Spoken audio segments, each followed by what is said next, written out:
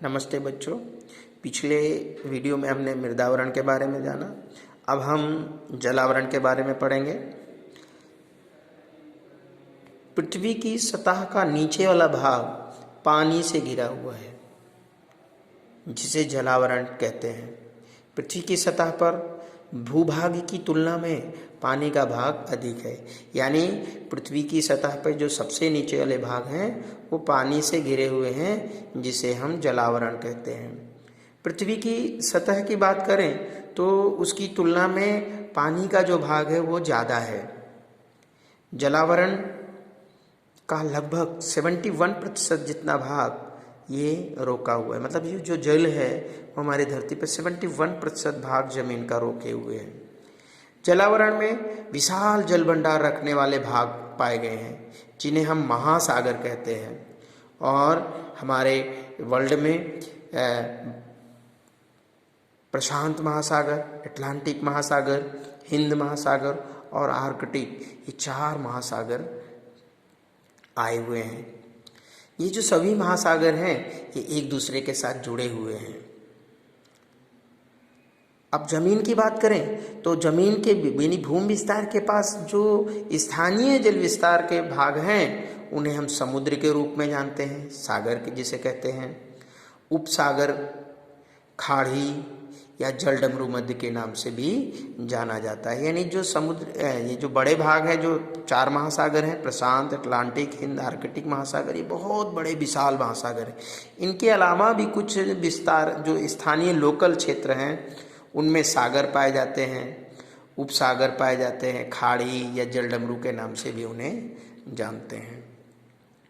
महासागर की जो सतह है उस पर पृथ्वी की सतह पर, यानी महासागर की सतह पर, पृथ्वी की सतह पर ऊंचे ऊंचे पर्वत, विशाल मैदान, पठारी प्रदेश, खाइयाँ आदि आई हुई हैं। यानी हमारी इस पृथ्वी पे ऊंचे ऊंचे पर्वत, विशाल मैदान, पठारी प्रदेश, खाइयाँ आदि आए हुए हैं। अब जो धनवी ने अपनी माँ से कहता है, माँ इन समुद्रों में कितना पानी होगा, यानी वो प्रश्न कहता है, माँ से पूछता है। और उसके मन में दूसरा प्रश्न आता है कि वो तो खारा यानी नमकीन है, तो वो हमें किस तरह से उपयोगी हो सकता है। यानी कहता है कि माँ समुद्र का पानी तो खारा है, तो हमारे लिए किस तरह से उपयोगी है वो।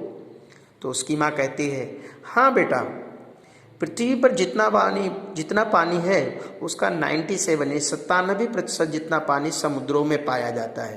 यानी हमारी इस धरती पर जितना पानी है उसका 97 भाग पानी समुद्र में है।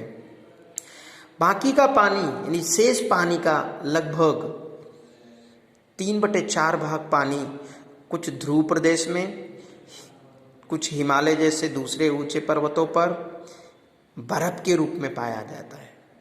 शेष पानी जो है वो सरोवर में है, कुछ नदी में है, कुछ धरती के गर्भ में है, यानी जमीन के नीचे है।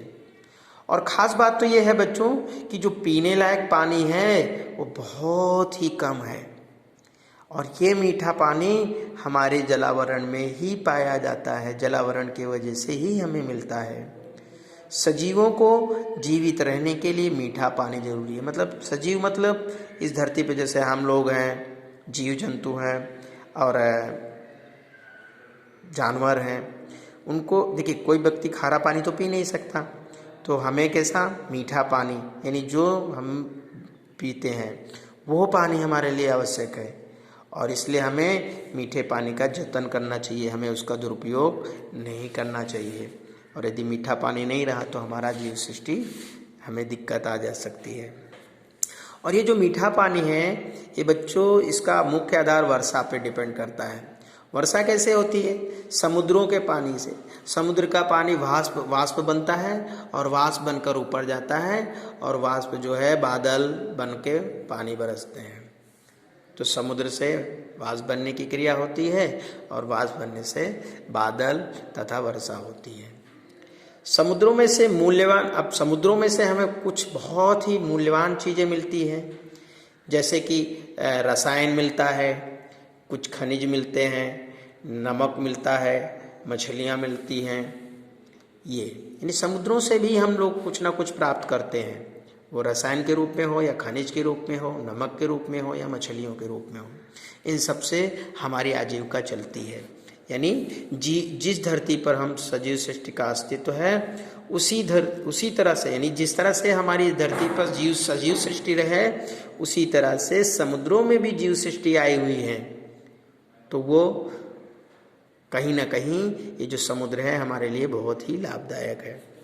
महासागरों की लहरें, उसका प्रवाह और ज्वार भाटा, जब उसमें रही हुई प्रचंड शक्ति को संग्रहित करके विद्युत शक्ति प्राप्त की जाती है। बच्चों, महासागरों में जब तेज लहरें उठती हैं उसका प्रचंड वेग से और ज्वार भाटा के समय उनकी जो शक्ति होती है उससे इसको इकट्ठा करते हैं और उससे बिजली उत्पन्न की जाती है। बड़े बड़े औद्योगिक कारखाने वहाँ पर मतलब बिजली उत्पन्न किया जाता है। आपने हजीरा का प्लांट जरूर देखा होगा, वहाँ पर भी बिजली पैदा की जाती है। तो वो समुद्र के किनारे पर करते हैं। और समुद्र का, इसके साथ ही समुद्र का और भी उपयोग है, जैसे हम जल मार्ग के रूप में उसका उपयोग करते हैं। तो बच्चों, समुद्र हमारे लिए यानी जलावरण हमारे लिए बहुत ही उपयोगी है। यहाँ पर विचार कीजिए कि समुद्र ना होते तो क्या होता। तो यदि समुद्र ना होता तो हमारे पीने के लिए पानी, समुद्र से हमें रसायन, खनिज, नमक, मछलियाँ और जो हम बिजली उत्पन्न करते हैं, इस तरह की चीज़ें हमारे लिए दुर्लभ हो जाती। ये चित्र देखिए, इस संसार का रेखा चित्र का मानचित्र है।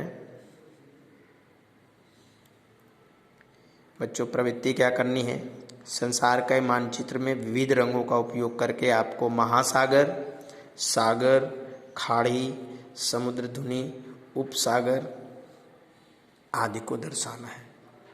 तो ये आपको एक्टिविटी करनी है। अगली वीडियो में हम वातावरण के बारे में पढ़ेंगे। जय हिंद।